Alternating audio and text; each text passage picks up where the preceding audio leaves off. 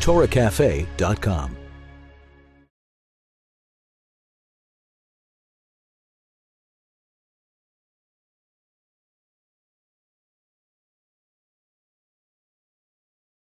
For many Chassidim, going to the oil, to the Rebbe's resting place, is similar to going into Yechidus.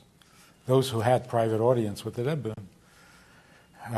one-on-one, experience the same thing when they go to the oil. Although going to the resting place of any tzaddik is holy and helpful, but there's something special and important about going to the tzaddik who was responsible for this generation. There's a story about the Berditchever Rebbe who said, before he passed away, that he would not go into Gan Eden until he convinced the heavenly courts to send Mashiach, to bring Mashiach. But he was near Gan Eden, and he heard that they were saying Kedusha, and he couldn't resist, and he jumped in. That's the way the story goes.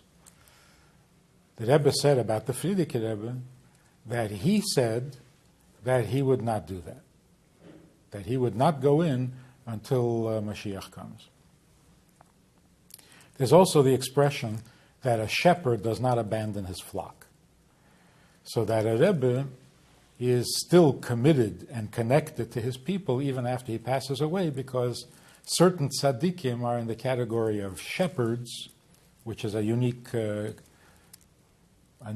role even among tzaddikim, that a shepherd, that kind of a tzaddik, that kind of a nasi, that kind of a leader, doesn't abandon his flock ever. There's also, of course, the statement of the Zohar that when a tzaddik passes away, he is more present or more available in this world than before. So what does all this mean? Gan Eden is not a place, it's a condition. It's a state of being, which means it's a pleasure. The neshama experiences a certain kind of pleasure. And pleasure is almost synonymous with life. So there's life in this world, and there's life in the world, in heaven, in the world to come. That means that there's a pleasure of the physical existence, and there's a pleasure in soul existence, neshama existence, which is Gan Eden. To go from this world to the next world, you have to go through a very intense transformation. And only those who can distance themselves from the memory of the pleasure of this world can really appreciate the pleasures of the next world. So there's a transition where you have to erase the old tapes in order to appreciate the new tapes. In fact, even going from one Gan Eden to another, which are just degrees of pleasure, you have to go through another cleansing process to remove whatever trace of memory of that original pleasure of this world in order to fully appreciate the pleasures of heaven, of Gan Eden. So what does it mean that the Berditchever said that he won't go into Gan Eden? It's not a place you go into. He meant, I will refuse the pleasures of the world of heaven and remain committed to what's happening here on earth. There's also a story, I don't know exactly who it's said about, that people came to his resting place, to his kever, and cried about problems, pogroms, whatever. And they were told later, somebody was told in a dream from this tzaddik who was buried there, that they can't ask him about these things anymore because he can't relate to it. From his perspective, he sees only good. So he can't empathize with their problem because he has a completely different, which means he made the transition from the pleasures, the legitimate pleasures of this world to the pleasures of the heavenly existence. So the Berditchever said, I will refuse the pleasures of Gan Eden, of heaven, and remain committed to But when he got close to that pleasure, it was so irresistible, it was so compelling, that he couldn't resist. A shepherd is a different kind of a tzaddik, a different kind of a leader. The shepherd is so committed to the purpose of creation in the first place, the dira b'tachtenim, that God's desire, God's taiva, which was to be revealed in this world, on earth, becomes so much the tzaddik's desire, that the pleasure or the need to see godliness revealed in this world is so much his essence, is so much him, that the pleasures of the next world don't even appeal. They can't compete. So if you're completely committed, thoroughly committed to what God's plan was, to his taiva, is also your taiva. So just as God doesn't enjoy heaven more than he enjoys earth, but finds earth more fulfilling, more satisfying, the same is true with the tzaddik, that the pleasures, whatever they are, of heaven, which we can't even imagine, whatever they are, they don't compete with the pleasure of seeing godliness revealed on earth, of a dira b'tachtenim. So every step, every improvement of the dira b'tachtenim is a greater, much greater pleasure than whatever pleasure heaven has to offer. And so when the Friedman Rebbe said he's not going to go, it doesn't mean he's not going to travel, he's not going to cross the border. It means he's not interested. His commitment to dira b'tachtenim is so complete and so deep that the pleasures of Olam Haba, of Gan Eden, can't compete. Now the Rebbe said in the Maimah, the last Maimah that he gave out, the Rebbe said that this is true of every Jew if we could get to the bottom, to the core of who we are. That at our very core, we cannot be satisfied. In fact, we can't even tolerate the fact that godliness is still not revealed in this world, or that there is some part of the world, or some place, or some part of God that is not yet revealed. There's no Beis HaMikdash, whatever is still missing because we're in Golus. So that even if you have spiritual pleasures, you love learning, you love serving God, you love doing mitzvahs, it would shatter ganzen Zutresel, the Jew, if he knew what his true desires were. So that no Jew can be satisfied with Gan Eden, if you're talking about the real essence of the neshama. It is in the nature of every Jew that we desire what he desires, what God desires. And his desire is adira b'tachtenim, that he should be revealed and known and appreciated in every part of the world. And that becomes the neshama's taiva, because it's a chelek elokah. So the truth is that the Jew who goes to the oil, to the Rebbe, who is so committed to the dira b'tachtenim that Gan Eden has no appeal, is not even an option. And the Jew himself, in his neshama, wants nothing more. Doesn't want not he doesn't want anything else, but there's nothing he wants more than the dira b'tachtenim, to see God's plan fulfilled. When these two neshamas come together at the oil, it is yechidus. It's yechidus, and it's in its highest level. And then you can accomplish amazing things. You can come away a different person. So, although it's great to go to the resting place of any tzaddik, of ancient tzaddikim, but the tzaddik of this generation who still feels responsible for you and for the condition of the world, and his greatest pleasure is to see you succeed in making a dira b'tachtenim, that connection, that conversation is much more personal, much more immediate and relevant than with any other tzaddik.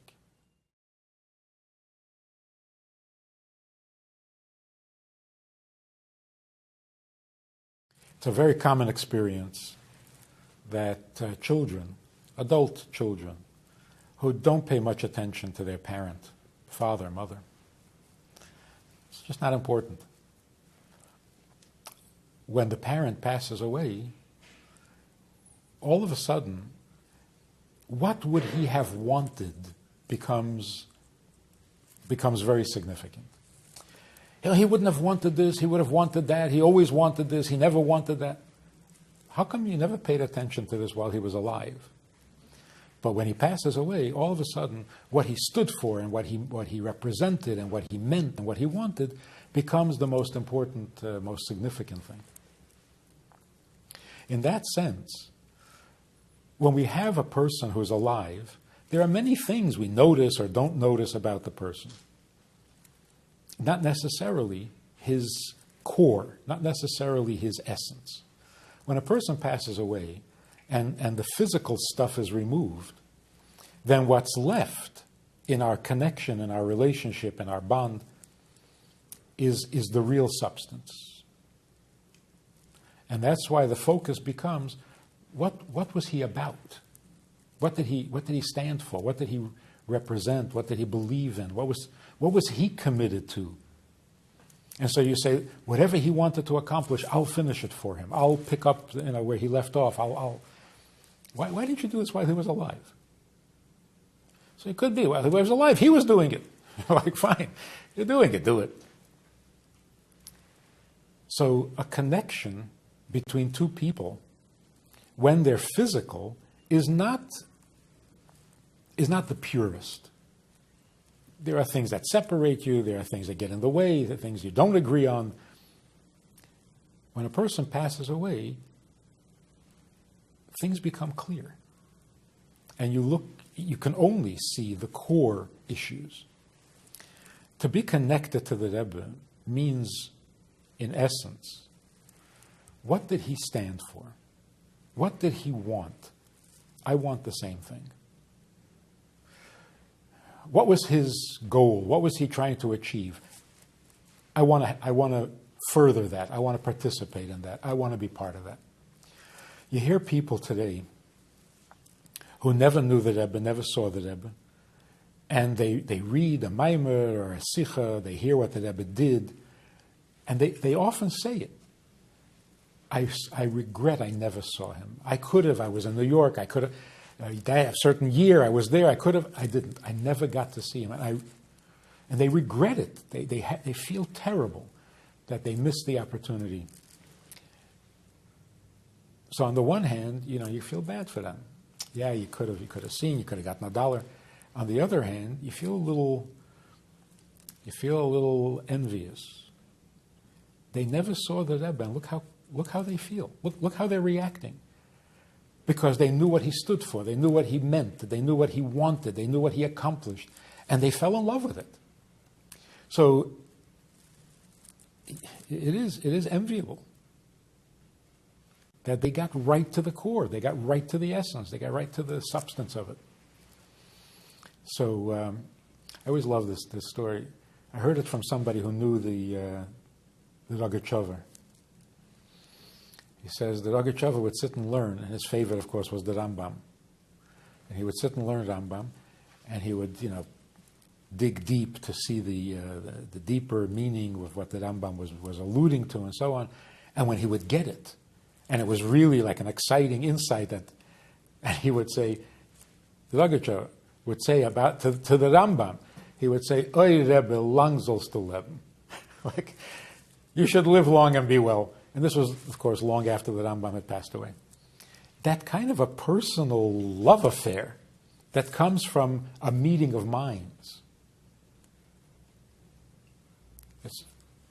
That is the most respectable kind of love, the most perfect kind of love. It's like, wow, you knew that? You said that? It is the deepest connection that two people can actually have. So learning what the Rebbe says, joining the Rebbe's projects, participating in his objective, that is a very real, maybe the most real bonding or connection that two people can have. So in today's world, when you're inspired by the Rebbe's objectives, he wanted to change the world. That excites you, that inspires you, then you made a connection. He wanted to bring godliness to every corner of the world. That inspires you, you have a connection. He wanted to reach every Jew. There was no Jew he wasn't interested in. That inspires you, that's a real connection. So if you do that, you participate, you study, you learn, you appreciate what his thinking and his opinion, and then you follow it up by a visit to the oil, this is godliness and holiness in the tangible, real world. And that does continue the project and complete the mission. That is revealing godliness in this world. And there are people who appreciate this, who are not Hasidim, who never studied Hasidus, but godliness is real, holiness is real. The question is, where do you find it? And when they see it, they recognize it. There are some people who are so dull that even when they see it, they don't recognize it. So they really have to be re-educated, they have to be reintroduced to a reality that is more real than the tangible, than the physical.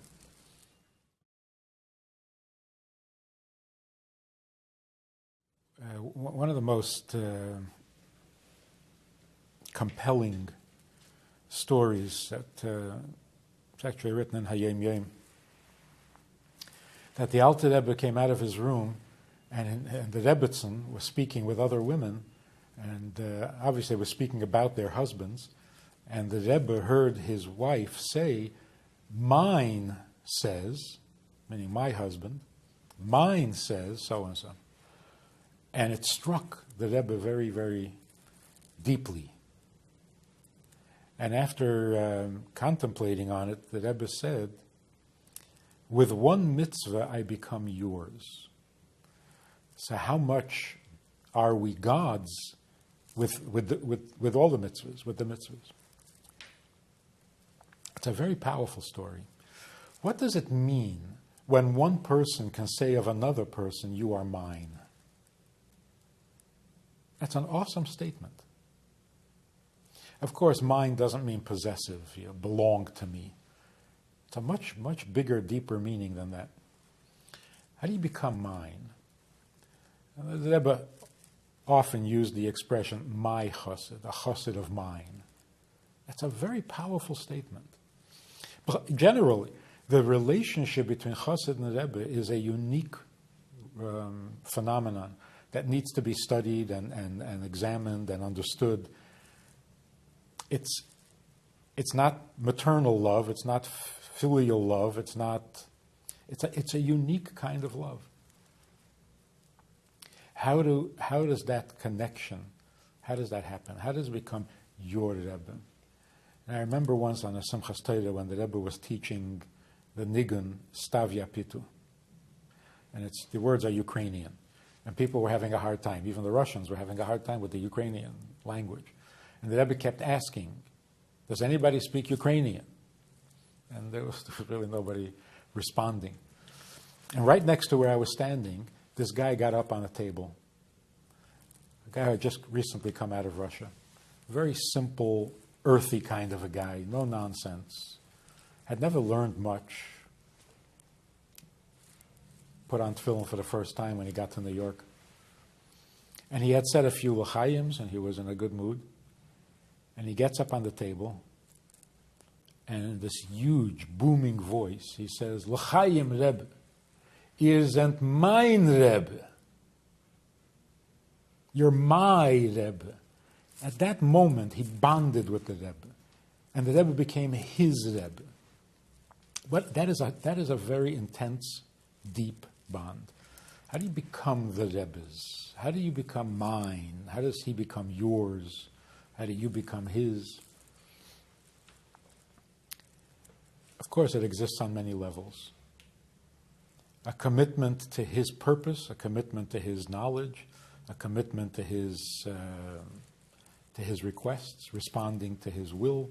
I mean, these are all powerful connections. Particularly when the Rebbe's relationship, what he was offering, was not academic. He was not simply sharing a subject with his Chassidim, cluing them in on Chassidic concepts. The Rebbe invested himself in these relationships. Chassid wrote to the Rebbe once, back in the 60s, I think, that he had written to the Rebbe a couple of letters and he never got an answer. So did he do something that the Rebbe doesn't want to talk to him anymore, or something like that? And the Rebbe wrote back, "How can you accuse me of such a thing? How can you accuse me of such a thing when not a day goes by that I don't think of you?" Now that is an awesome statement. So it's not that the Rebbe was a professor who came and delivered a lecture and went home. Everything the Rebbe said, he invested himself in it. It meant a lot to him. It meant everything to him. And whether you understood it, heard it, appreciated it, mattered greatly.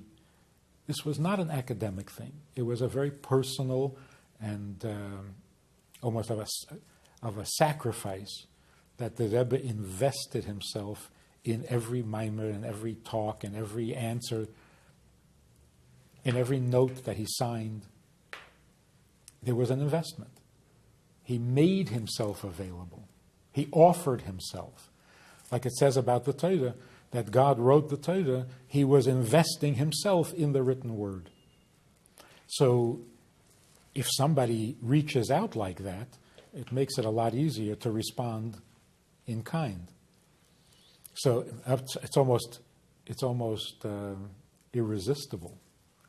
You almost can't help but respond in kind. And that's why the people who came to see the Rebbe will most often say they felt that his entire attention and his entire world focused on this person, on me. And that's exhausting. So this doesn't happen by itself. It doesn't happen accidentally. This was the Rebbe's commitment, that he makes himself available. He is there in his answers, in his words, in his responses, in his look, which is another thing people always commented on, that look. So if the Rebbe makes himself so available in his teachings, in his projects, and so on, like, it's not my job to make God known in the world, it's our job. He made you feel like you're his, and he is yours. So the connection that comes from learning the Rebbe's teachings and doing the Rebbe's projects is not merely a shared project or a shared activity. There's an intimacy there. There's a very personal, subjective bond that a chassid could actually say, I'm yours, you're mine.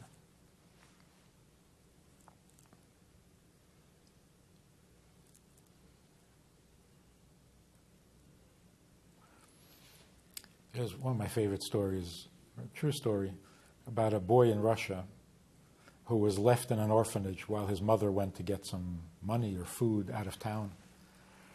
And it ended up taking longer than they planned, and he was there for a while. It was supposed to be days, it turned into weeks. Anyway, his mother had told him what he can eat and what he can't eat. Keep kosher. He was 8 years old, and it was very hard for him because how does he defend himself when people say, why can't you eat this? Why can't you eat that? And but they went on a hike once, the orphanage, and it was very hot and the kids were all thirsty. So they went into a farm and they asked the farmer for a drink for the kids. And the farmer brought out a pitcher of milk, cold. gave each kid a glass and filled the glass. And this little boy was about to drink.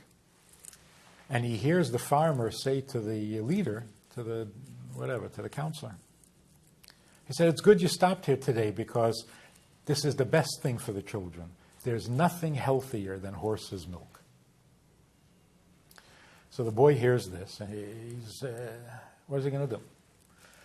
First of all, he's thirsty.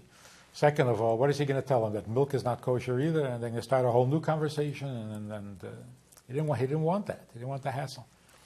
On the other hand, it's not kosher. So he went through a little internal struggle and decided he's not going to drink it. And to avoid making an issue, he made believe the glass slipped out of his hand and spilled. Now they're coming back to the orphanage. The mother had returned. And he sees his mother from a distance. And he shouts, he calls to her and he says, "Mama, I'm still yours. I didn't drink it. I didn't drink the milk. I'm still yours." The wisdom of an 8-year-old that if you're sharing a world, a reality, if you're one with somebody, you don't step out of that picture. You don't step out of those borders.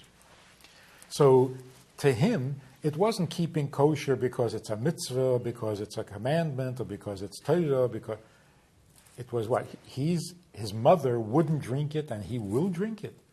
But then that breaks the bond. So when he saw her, he was able to say, "I'm yours." Not "I'm good. I'm a good boy, I didn't drink it." No. "I'm yours. That's why I didn't drink it." It's not impossible, and it's not even difficult for a person today to say to the Rebbe, "I'm still yours." If he was a chassid before, he can say, "I'm still yours." And somebody who wasn't a chassid before can say, I want to be yours. I want to be your chassid. I want to be part of your world, part of your reality. And of course, that is possible because a mother always welcomes the son to be hers. A Rebbe always welcomes a Jew to be his. And the amazing, awesome thing is that a Jew today, every Jew, if he knows he's Jewish and he tells his children he's Jewish, he can say to God, "I'm still yours. I'm not a good boy. I'm not a perfect Jew, but I'm still yours. I know I'm Jewish. I told my children we are Jewish, which means we are yours." Everybody wants that. The sense of belonging, the sense of connectedness, the sense of purpose, the sense of significance to your life. Everybody's looking for this. And the Rebbe makes it available. God provides tzaddikim and shepherds to make that possible, and that's what we need to do.